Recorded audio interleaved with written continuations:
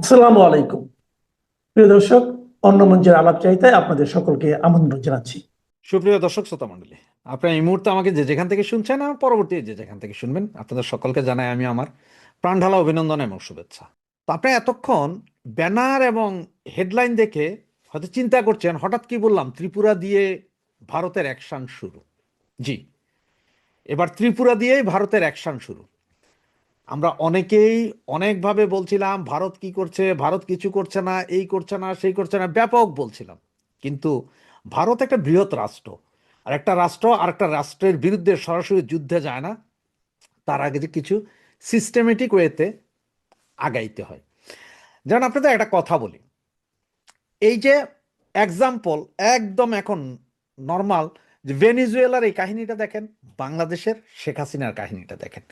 ভেনিজুয়েলার এই governor Hugo চেভেজকে ধরার আগে সেখানে নোবেল দিয়েছিলেন, জাস্ট 1 মাস আগে একজনকে নোবেল দিয়েছেন যার নাম কি মাচো দা নাকি, আল্লাহ মাবুদ জানে তার নাম, আমি উচ্চারণ করতে পারি না ভাই। তারে নোবেল দিয়ে সারা ওয়ার্ল্ড ওয়াইড এমন ভাবে তুলে দিলেন যে তিনি বিশাল একজন লোক। এরপরে এনারে ধরে নিয়ে গেলেন, মানে ওনারাই না বসাবেন, নোবেলের শেষ হবে। এর আগে মায়ানমারের সেই নেত্রী আং সাং সুচি, তাকেও সে।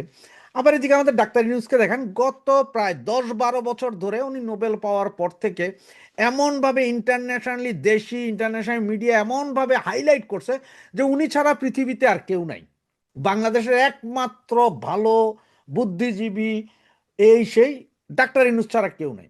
সুতরাং যখন এই গণ আন্দোলন বা সন্ত্রাসী কর্মকাণ্ডটা ঘটাইলেন, ঘটানোর পরে আপনি আমি কি চিন্তা করছি জানেন, যে আরে চলো চলো আমরা ডাক্তার ইউনুসকে আনি না ভাই।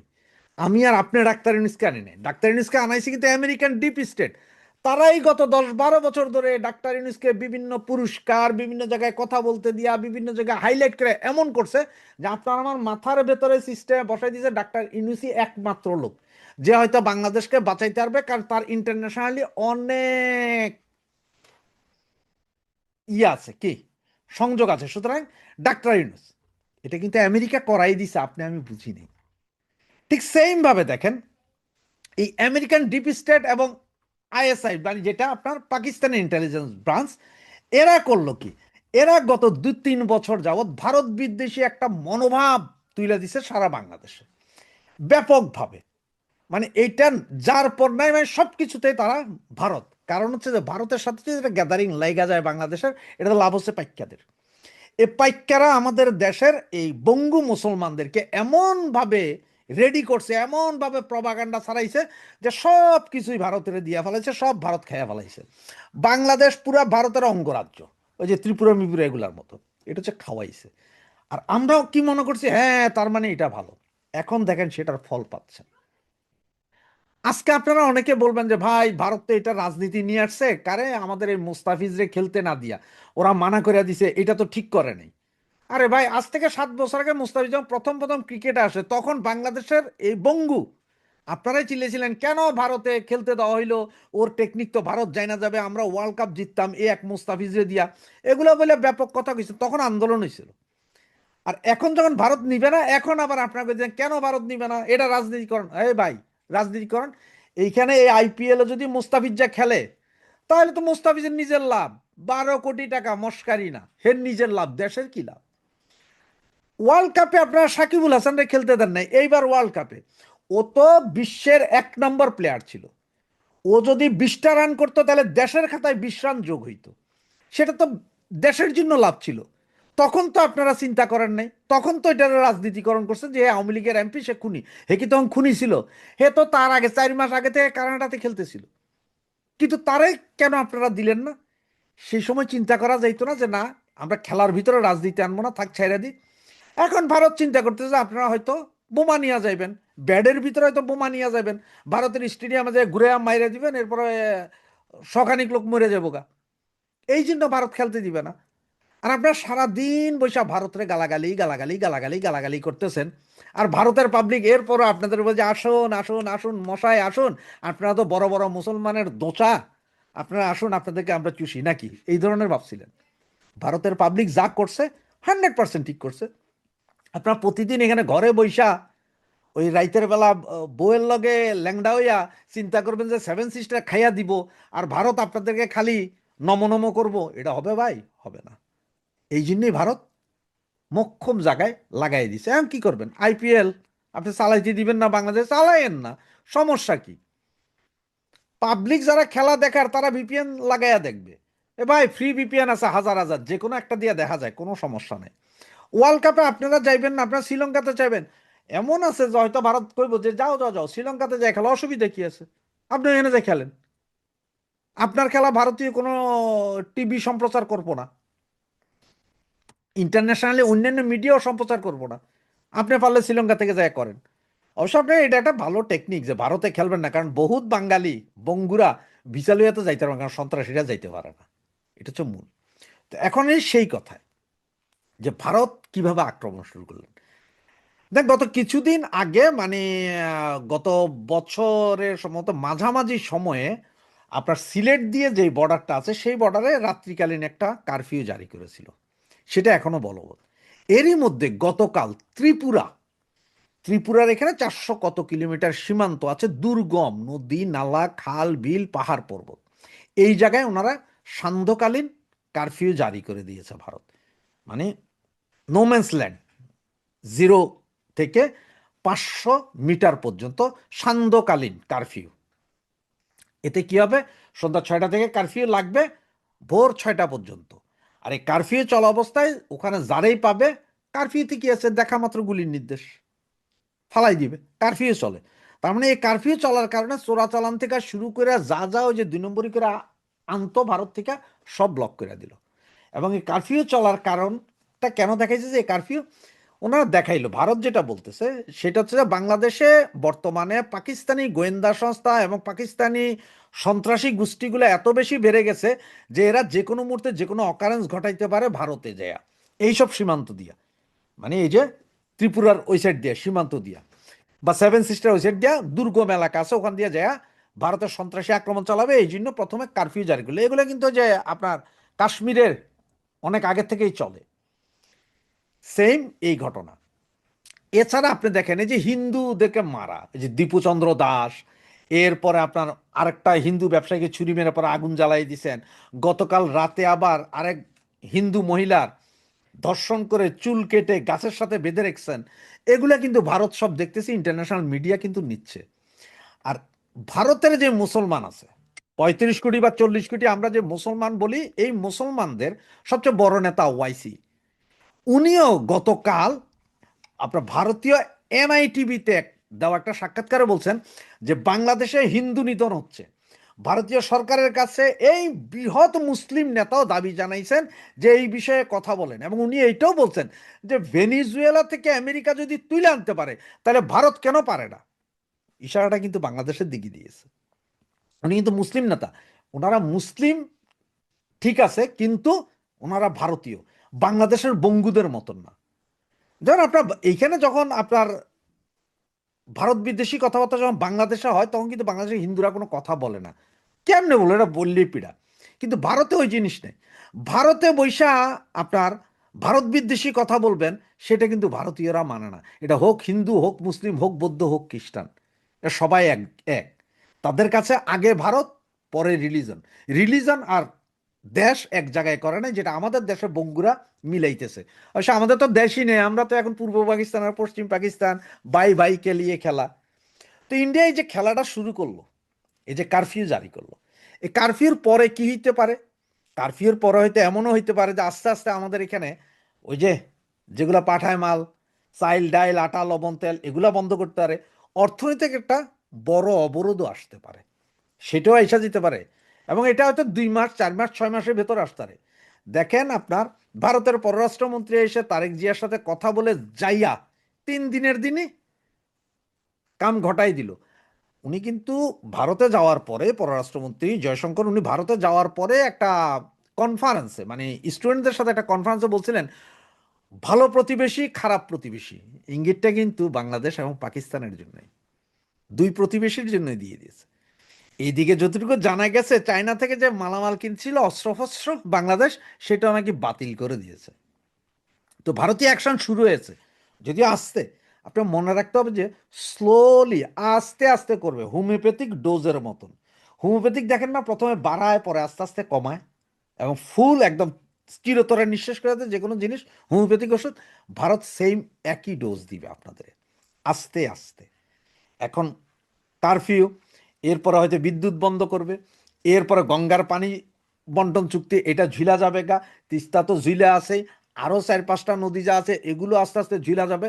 মানে আপনাদের বাতে মারবে, পানিতে মারবে, ল্যাংটা করে কাপড় চোপড় ছাড়াও মারবে, এমন অবস্থা বঙ্গুদেরে করবে যে আপনারা দেখা থাকেন। শুরু হচ্ছে ভারতের খেলা, শুরু হয়ে গেছে। মিডিয়ার বরাত দিয়ে বলা হচ্ছে যে ওবায়দুল কাদেরের অবস্থা সংকটাপন্ন এবং তিনি বর্তমানে অ্যাপোলো হাসপাতালের লাইফ সাপোর্টে আছেন। এই খবরটি সত্যি কিনা এটা জানতে চেয়েছেন। তো আমি যোগাযোগ করেছি ভারতে, একদম সর্বোচ্চ পর্যায়ে যোগাযোগ করেছি। মূল ঘটনা হলো যে এখন কলকাতায় শীত পড়েছে, সিজন চেঞ্জ হচ্ছে, তো আওয়ামী লীগ নেতা ওবায়দুল কাদেরের একটু ঠান্ডা লেগেছে। তো যেহেতু তিনি এর আগে তার হার্টে বাইপাস করা হয়েছে, সেহেতু তিনি একটু ডাক্তার দেখাতে গিয়েছিলেন। তো হাসপাতালে ডাক্তার দেখিয়েছেন এবং তিনি দুপুরে বাসায় ফিরে এসেছেন। বাসায় ফিরে এসে তিনি গরুর গোশত দিয়ে লাঞ্চ করেছেন এবং তিনি বর্তমানে সুস্থ আছেন। তিনি আদৌ লাইফ সাপোর্টে যাননি বা হাসপাতালে ভর্তি হননি বা এমন কোনো ঘটনা ঘটেনি যে তিনি আজকে একেবারে সংকটাপন্ন অবস্থায় চলে গেছেন। একটা মিডিয়া দেখলাম আরো বলেছে যে এই অবস্থায় তাকে মানে আহ, চিকিৎসা দেওয়া সম্ভব হচ্ছে না, এই জন্য তাকে বাসায় ফিরিয়ে নেওয়া হচ্ছে এবং বাসায় লাইফ সাপোর্টের অ্যারেঞ্জমেন্ট করে তাকে চিকিৎসা দেওয়া হচ্ছে। মানে তার অবস্থা এতটাই খারাপ যে হাসপাতালে তিনি আর চিকিৎসার অবস্থায় নেই। মানে গাঁজাখুরির তো একটা সীমা থাকা উচিত। প্রথমত হলো আপডেট হলো যে আওয়ামী লীগ নেতা, আওয়ামী লীগের সাধারণ সম্পাদক ওবায়দুল কাদের বর্তমানে সুস্থ আছেন, একটু ঠান্ডা লেগেছে। কিন্তু আরো একটি বিষয়ে কথা বলতে চাই যে আমাদের মিডিয়াগুলো কিসের ভিত্তিতে এই নিউজটা করলো? ওবায়দুল কাদেরকে অসুস্থ দেখালে কি ইউনূস সরকারের খুব সুবিধা হবে নাকি? মানে এবং দেখলাম যে কোনো কোনো মিডিয়া একদম ভারতীয় সাংবাদিকের নাম দিয়ে আজকে বাংলাদেশ সময় বিকেল 5টা 6টার দিকে আর কি, এবং একাধিকবার নিউজ করেছে এবং তাতে তারা দেখাচ্ছে যে ওবায়দুল কাদের ভাইয়ের অবস্থা খুব খারাপ। This is very unfortunate. একজন সাংবাদিকতার শিক্ষক এটা বলতেন যে যখন মূলধারার মিডিয়াগুলো তাদের দায়িত্ব পালনে ব্যর্থ হয় তখন বিকল্প গণমাধ্যম তৈরি হয়। তো আজকে এই যে এই মধ্যরাতে ঘুম থেকে উঠে আপনাদের সাথে কথা বলছি তখন স্যারের সেই কথাটা খুব মনে পড়ছিল এবং ওবায়দুল কাদেরের এই শারীরিক অবস্থা নিয়ে এ ধরনের মিথ্যাচার নিন্দা জানাবার ভাষাও নেই। বয়স হচ্ছে, তার বেশ কিছু অসুখ আছে, এটা সত্যি, এবং তিনি অসুস্থ হতেই পারেন, কিন্তু জোর করে একটা সুস্থ মানুষকে বা সামান্য ঠান্ডা লেগেছে, সর্দি কাশি, সেটাকে একেবারে লাইফ সাপোর্টে নিয়ে যে যে কি সাংবাদিকতা তারা উপহার দিচ্ছে ভাবতেও খুব কষ্ট হয়। ইউনূসের বাংলাদেশের গণমাধ্যম কোথায় নেমেছে? যাই হোক, আপডেটটা দিলাম, আজ এ পর্যন্তই। ভালো থাকবেন, সুস্থ থাকবেন, এই গণমাধ্যমের ভুয়া সংবাদ থেকে দূরে থাকবেন।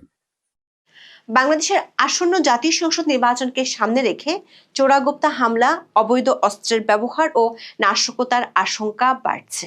বাংলাদেশের পুলিশ ও আইন শৃঙ্খলা বাহিনী এমন আভাস পেয়েছে অবৈধ অস্ত্র উদ্ধার ও সন্ত্রাসীদের ধরতে যৌথ বাহিনীর অপারেশন শুরুর জন্য শিগগিরই স্বরাষ্ট্র মন্ত্রণালয় থেকে পরিপত্র জারি করা হতে পারে।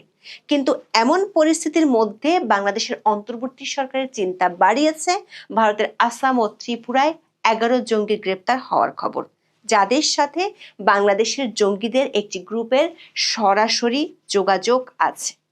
আসাম পুলিশের বিশেষ টাস্কফোর্স বা এসটিএফ অপারেশন প্রঘাত নামে একটি অভিযানে আসাম ও ত্রিপুরা থেকে এই 11 জনকে গ্রেপ্তার করে।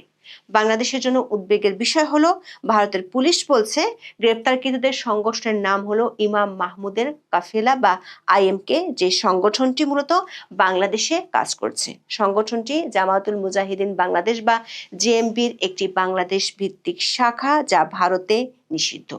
ভারতীয় পুলিশের দাবি 2024 সালের আগস্টে রাজনৈতিক পট পরিবর্তনের পর জেএমবি, আনসারুল্লাহ বাংলা টিম এবং আল কায়দা ইন ইন্ডিয়ান সাবকন্টিনেন্ট বা AQIS এর সিনিয়র নেতারা IMK কে ভারতের সেভেন সিস্টার্সকে অস্থিতিশীল করার দায়িত্ব দেয়। এর মধ্যে বাংলাদেশি নাগরিক ওমর এবং খালিদকে আসাম ভিত্তিক কার্যক্রম সমন্বয় করার দায়িত্ব দেওয়া হয়। সূত্রগুলো বলছে, আসাম পুলিশের রিপোর্ট কূটনৈতিক চ্যানেলে বাংলাদেশের অন্তর্বর্তী সরকারের কাছে পাঠিয়ে দেওয়া হয়েছে যাতে IMK এর বাংলাদেশি সদস্যদের বিরুদ্ধে ব্যবস্থা নেওয়া হয়। কিন্তু প্রশ্ন হলো, 16 মাস আগে জেল থেকে পালানো জঙ্গিদের যেখানে ধরতে পারছে না, থানা থেকে লুট হওয়া অস্ত্রগুলো উদ্ধার করতে পারছে না, সেখানে IMK এর সদস্যদের ধরতে কতটুকু সফল হবে সরকার?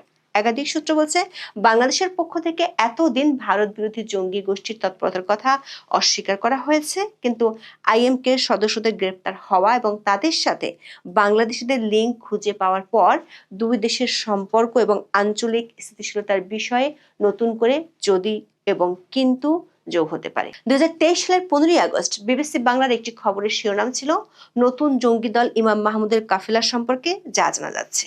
তার 3 দিন আগে দৈনিক প্রথম আলোর একটি খবরের শিরোনাম ছিল, ইমাম মাহমুদের কাফেলার সদস্যরা কুলাউড়ায় স্থায়ী আস্তানা গেড়েছিলেন।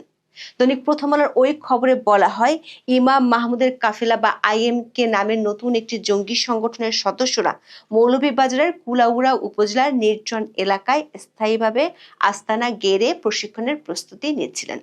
সেখানে বিস্ফোরক, প্রশিক্ষণ সামগ্রী, জিহাদি বইয়ের পাশাপাশি খাদ্যদ্রব্য সহ নিত্য প্রয়োজনীয় সব সামগ্রী মজুত করেছিলেন।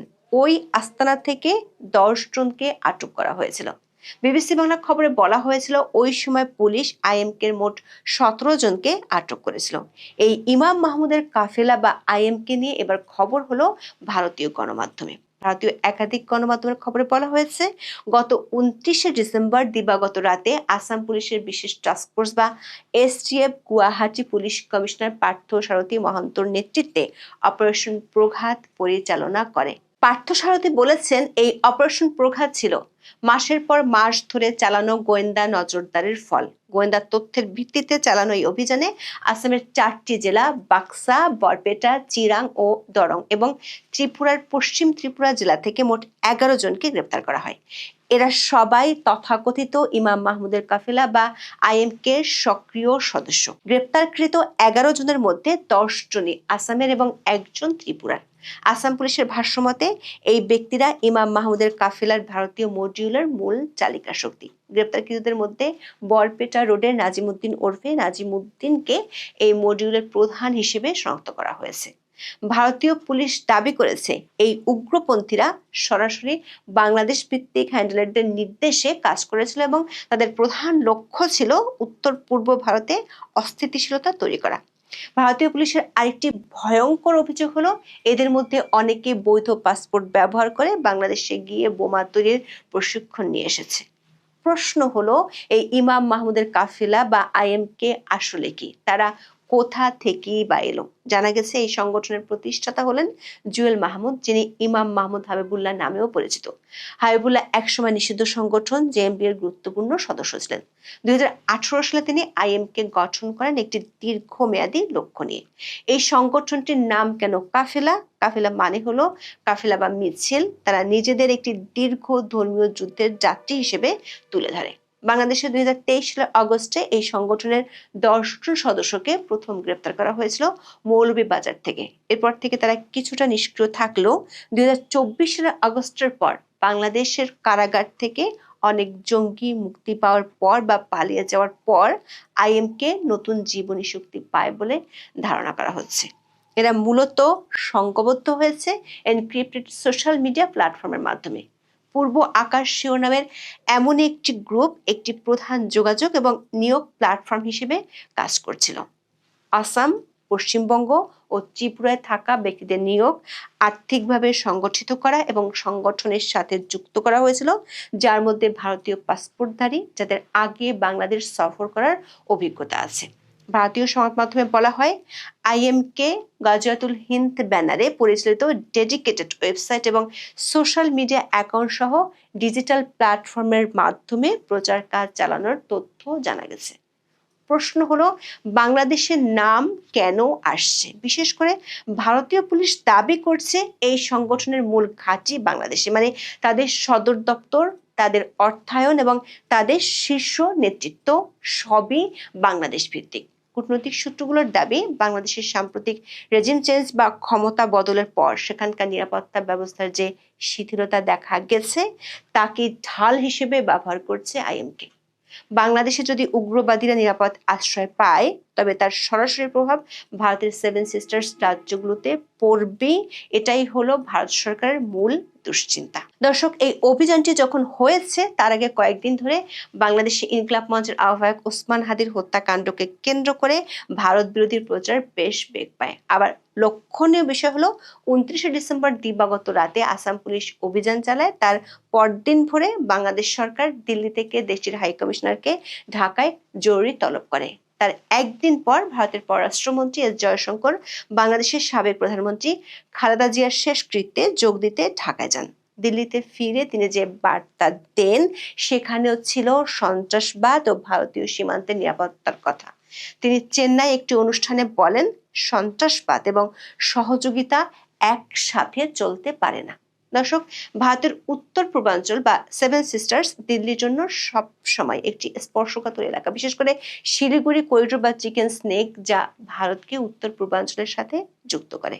তার নিরাপত্তা নিয়ে বাংলাদেশের রাজনৈতিক পট পরিবর্তনের পর থেকেই ভারতকে চিন্তিত হতে দেখা গেছে। গত কয়েক মাসে ভারতের পক্ষ থেকে ঢাকাকে বেশ কয়েকবার এ নিয়ে বার্তাও দেওয়া হয়েছে। কয়েক মাস আগে ভারতীয় সামরিক গোয়েন্দা দল বাংলাদেশে এসে বৈঠক করার খবর গণমাধ্যমে প্রকাশিত হয়েছে। কূটনৈতিক সূত্রগুলো বলছে আইএমকে এই 11 সদস্য এবং বাংলাদেশে তাদের নেতাদের ব্যাপারে ইতিমধ্যে ভারত সরকার কূটনৈতিক চ্যানেলে বাংলাদেশের সংশ্লিষ্ট কর্তৃপক্ষগুলোকে জানিয়েছে। কিন্তু বাংলাদেশ সরকারের জন্য বিষয়টি এই মুহূর্তে হয়ে দাঁড়িয়েছে গোদের উপর বিষ ফোঁড়ার মতো। কারণ গত 16 মাসের ধারাবাহিকতায় অন্তর্বর্তী সরকারের আমলে আইন শৃঙ্খলা পরিস্থিতির যে সঙ্গীন অবস্থা, তাতে নির্বাচনের আগে অধ্যাপক ইউনূস প্রশাসনের ঘুম হারাম হওয়ার জোগাড়।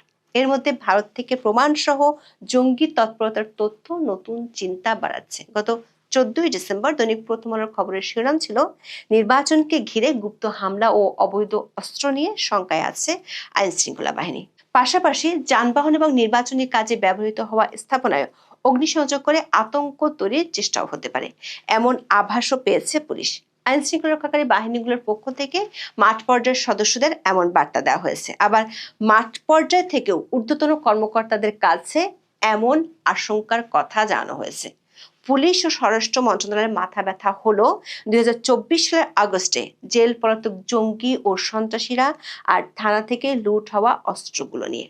সবশেষ 3রা জানুয়ারি দৈনিক বণিক বার্তায় প্রকাশিত খবরে বলা হয়েছে, দেশের বিভিন্ন কারাগার থেকে পালিয়ে যাওয়া বন্দীদের মধ্যে এখনো 713 জন ফেরারি। এসব বন্দীর মধ্যে দুর্ধর্ষ অপরাধীও রয়েছেন। পলাতক 79 জঙ্গির মধ্যে ছিল 9 জন ফাঁসির দণ্ডপ্রাপ্ত। সব জঙ্গি এখনো ধরা ছোঁয়ার বাইরে। সংশ্লিষ্টদের ধারণা 2023 সালে আইএমকে যে 17 জন সদস্য গ্রেপ্তার হয়েছিল তারা সবাই 2024 সালের 5ই আগস্টের পর পালিয়ে গেছে। তারাই আবার সংগঠিত হয়ে ভারতীয় সীমান্তে তৎপরতা চালাচ্ছে। নির্বাচন কমিশন সূত্রে জানা গেছে, কমিশনের মাথা ব্যথা এখন আইন শৃঙ্খলা পরিস্থিতি, জেল পলাতক সন্ত্রাসী আর লুট হওয়া অস্ত্রগুলো নিয়ে। জেল পলাতক সন্ত্রাসী ধরতে আর লুট হওয়া অস্ত্র উদ্ধারে বাংলাদেশের অন্তর্বর্তী সরকারের ব্যর্থতা চোখে পড়ার মতো। ওসমান হাদি মৃত্যুর পর স্বরাষ্ট্র মন্ত্রণালয় ঘটা করে অপারেশন ডেভিল হান্ট পেজ 2 শুরু করেছিল, কিন্তু সেই অভিযানে সন্ত্রাসী ধরার চেয়ে বেশি ধরা হয়েছে আওয়ামী লীগের কর্মী আর সমর্থকদের। স্বরাষ্ট্র মন্ত্রণালয়ের সূত্রে জানা গেছে, ডেভিল হান্ট পেজ 2 শুরুর সময় পুলিশের জন্য প্রতিদিনের টার্গেট দিয়ে দেওয়া হয়। সে টার্গেট পূরণ করতে গিয়ে পুলিশ আওয়ামী লীগের সমর্থকদের পাইকারি ধরে গ্রেপ্তার শুরু করে। এই অভিযানে চিহ্নিত সন্ত্রাসী, পলাতক আসামি ও অস্ত্র উদ্ধারের হার সাধারণ অভিযানের চেয়ে কম। নির্বাচন কমিশন অবশ্য ঘোষণা দিয়ে বা পরিপত্র জারি করে সাঁড়াশি অভিযান শুরু করতে চায়। জঙ্গি নেই বলে দাবি করে আসা সরকারের স্বরাষ্ট্র মন্ত্রণালয় ও পুলিশ বাহিনী পড়েছে এখন বিপাকে। কারণ এরই মধ্যে 27 ডিসেম্বর কেরানীগঞ্জের হাসনাবাদ হাউজিং এলাকায় উম্মাল কুরআন ইন্টারন্যাশনাল মাদ্রাসা ভবনে ভয়াবহ বিস্ফোরণের ঘটনা ঘটে। সেখান থেকে পুলিশ বিপুল পরিমাণ বিস্ফোরক ও বোমা তৈরির সরঞ্জাম উদ্ধার করে। প্রাথমিক তদন্তে পুলিশ নিশ্চিত হয়েছে ওই মাদ্রাসার পরিচালক আলামিন শেখ নিষিদ্ধ জঙ্গি সংগঠন জেএমবির সক্রিয় সদস্য। তিনি তামিম সরার গ্রুপের সঙ্গে সম্পৃক্ত ছিলেন। ঘটনার পর থেকে আলামিন পলাতক রয়েছে। 2017 সালে নারায়ণগঞ্জের ফতুল্লা থানার বক্তাবলী এলাকা থেকে র্যাব এই আলামিনকে গ্রেপ্তার করেছিল। 2017 থেকে 2023 সাল পর্যন্ত তার বিরুদ্ধে ঢাকার বিভিন্ন থানায় 7টি মামলা হয়, এর মধ্যে 4টি জঙ্গি সংক্রান্ত। অথচ কিছুদিন আগেও সরকারের কর্তা ব্যক্তিরা জঙ্গি তৎপরতাকে আগের সরকারের নাটক বলে দাবি করেছিল। দর্শক, রানীগঞ্জে বিস্ফোরণের পর নির্বাচনকে সামনে রেখে জঙ্গিদের তৎপরতা নিয়ে এমনিতেই সরকার চিন্তিত। এর মধ্যে ভারতে বাংলাদেশের আইএমকে সহযোগীদের গ্রেপ্তারের খবর সরকারের সেই চিন্তাকে আরো বাড়িয়ে দিয়েছে। ভারতের সাথে সম্পর্কের ক্ষেত্রে চলমান শীতলতার মধ্যে এই ইস্যুটি নতুন করে রসদ যোগাবে কি না সেটি এখন দেখার বিষয়। বিশেষ করে আঞ্চলিক নিরাপত্তা ইস্যুতে ভারতের পক্ষ থেকে যে উদ্বেগের কথা তুলে ধরা হচ্ছিল সেটির পক্ষে অনেক বড় জোরালো দাবি হবে এই আইএমকে 11 সদস্যের গ্রেপ্তার। আশঙ্কার বিষয় হলো আইএমকে কাফিলা গ্রুপ যে শুধু ভারতে কাজ করছে তা নয়, তারা বাংলাদেশেও আছে। নির্বাচনের আগে যদি এই গ্রুপটির তৎপরতা বাংলাদেশেও দেখা যায় সেটি হবে বড় দুশ্চিন্তার বিষয়। এখন আমেরিকা তাহলে কেন এই মিথ্যা অভিযোগ তুলে নিকোলাস মাদুরোকে বিচার করছে? এর কারণ হচ্ছে নিকোলাস মাদুরো তার দেশে খুবই জনপ্রিয়। তার দেশেও ডক্টর ইউনূসের মতো এক কালপিটকে তৈরি করেছে, মাসুদা, যাকে এই আমেরিকা নোবেল প্রাইজ দেওয়ারও ব্যবস্থা করেছে। এবং আপনারা দেখবেন কিছুদিন পরে তাকেই কিন্তু সিনে নিয়ে আসা হবে। এখন যে ভাইস প্রেসিডেন্ট আছে তাকে আমেরিকা প্রেসক্রিপশন দিয়েছে, আমেরিকার কথা মতো চলতে হবে। তাদের কথা মতো যদি না চলে সেই মাসুদাকে এনে এখানে বসাবেন। তিনি এই ডক্টর ইউনূসের মতো রাষ্ট্রকে বিক্রি করার জন্য, রাষ্ট্রের তেল সম্পদ আমেরিকার হাতে তুলে দেওয়ার জন্য নোবেল প্রাইজ পেয়েছেন। এখন খেয়াল করে দেখেন ডক্টর ইউনূসের সাথে ওই মহিলার সম্পর্কটা কি, মানে তার রিলেশনশিপটা, তার যে অবস্থানটা কি। মানে পৃথিবীতে সব দেশে সবকালে ভৌগোলিক সীমারেখা বাদ দিলে আপনি দেখবেন সব জায়গাতেই কিন্তু মির্জাফরের জন্ম হয়। মির্জাফররা যুগে যুগে আসে, ভবিষ্যতেও আসবে। এই মির্জাফরকে দিয়েই দেশের স্বাধীনতা লুণ্ঠিত করা হয়। এই মির্জাফরদেরকে দিয়েই দেশকে পরাধীনতার সিঙ্গলে আবদ্ধ করা হয়। ডক্টর ইউনূস এসে যেভাবে আমাদের আমেরিকার কাছে আমাদের পোর্টটি তুলে দিল, আমেরিকা এবং ডেনমার্কের কাছে যেভাবে আরেকটি বন্দর দিয়ে দিল, যেভাবে করিডোরটি দিয়ে দিল, ঠিক যেভাবে একটি নন ডিসক্লোজার এগ্রিমেন্ট আমেরিকার সাথে করলো। আমেরিকা এখন সেনানিবাসে যেতে পারবে, আমেরিকা এখন পোর্টে যেতে পারবে, আমেরিকা এখন এয়ারপোর্টে যেতে পারবে। আমেরিকা যা কিছু নিয়ে আসবে সেটি চেক করা যাবে না। তার মানে ভবিষ্যতের নিকোলাস মাদুরো কে হতে যাচ্ছে? এখন সেই নিকোলাস মাদুরোটা কি আমেরিকা এসে করবে, নাকি অন্য কাউকে দিয়ে সে নিকোলাস মাদুরোর মতো ধরে নিয়ে যাওয়ার কাজটি করবে? আপনারা একটা জিনিস খেয়াল করলে দেখবেন বাংলাদেশের 4000 কিলোমিটার জায়গা জুড়ে আছে ভারতীয় বর্ডার।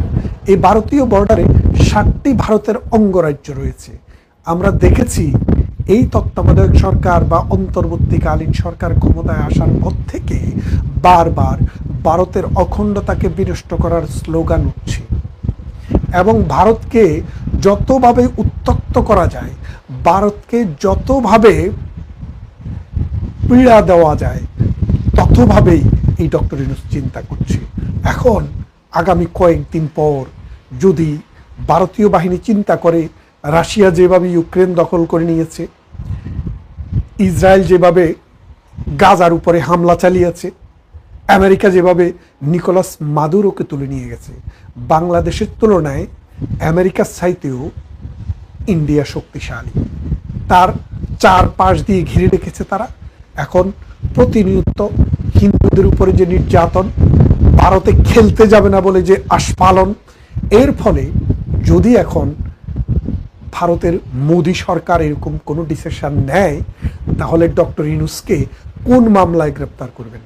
নিশ্চয়ই খুনের মামলায়, নিশ্চয়ই মানবতা বিরোধী অপরাধের মামলায়। কারণ অসংখ্য পুলিশের হত্যা করার পর ডক্টর ইউনূস সেটাকে মওকুফ করে দিয়েছেন। 4000 আওয়ামী লীগের কর্মীকে হত্যার দায় এবং সাম্প্রতিক ধর্ম অবমাননার দায়ে দীপু দাসকে রাস্তায় পিটিয়ে এবং আগুন লাগিয়ে হত্যার দায়ে এই ডক্টর ইউনূসের বিরুদ্ধে সেই রকম একটি অভিযান যদি পরিচালিত হয় তাহলে কিন্তু অবাক হবেন না। ভালো থাকবেন।